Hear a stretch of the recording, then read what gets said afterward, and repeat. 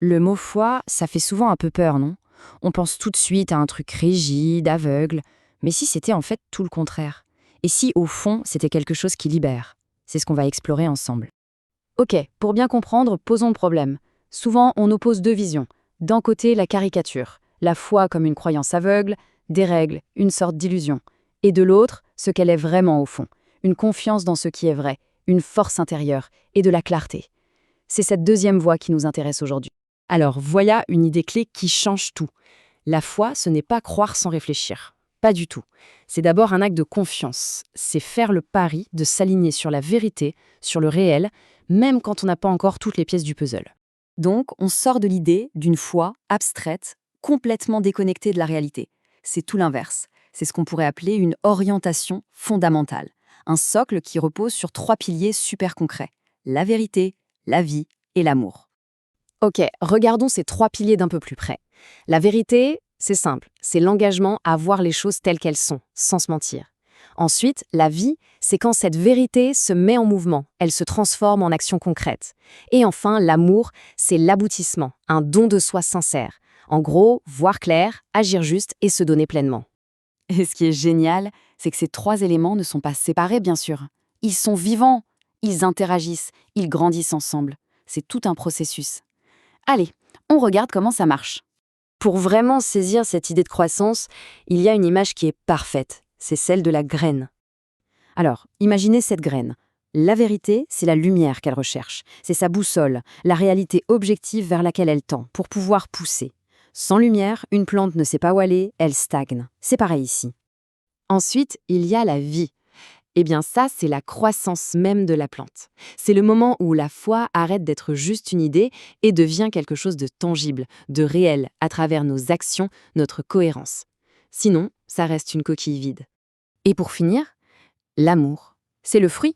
C'est le résultat de tout ce processus. C'est le don, l'unité qui est générée par une foi bien nourrie, bien vivante, exactement comme une plante en bonne santé, qui, à la fin, offre son fruit. Et là, on touche à un point absolument crucial, l'équilibre. Parce que si on enlève un seul de ces éléments, tout s'effondre. Sans la vérité, la foi devient aveugle, c'est l'illusion. Sans la vie, sans les actes, elle est complètement vide, creuse. Et sans l'amour, elle devient froide, rigide. C'est souvent cette version-là qui fait fuir, et on comprend pourquoi. Bon, tout ça c'est bien beau, mais concrètement, comment on s'en sert pour repérer ce qui cloche, pour démasquer les systèmes qui sont malsains, voire manipulateurs? Ok, alors, posons-nous la question qui fâche. Si la vraie foi, c'est cet alignement parfait entre vérité, vie et amour, qu'est-ce qui vient tout casser? En fait, la réponse est d'une logique implacable. Il suffit de prendre nos trois piliers et de les retourner. La vérité, elle devient le mensonge. L'amour, il se transforme en manipulation et en contrôle. La vie, elle est remplacée par la violence, la domination. Et le résultat de tout ça? La fragmentation. On est divisé à l'intérieur et divisé des autres.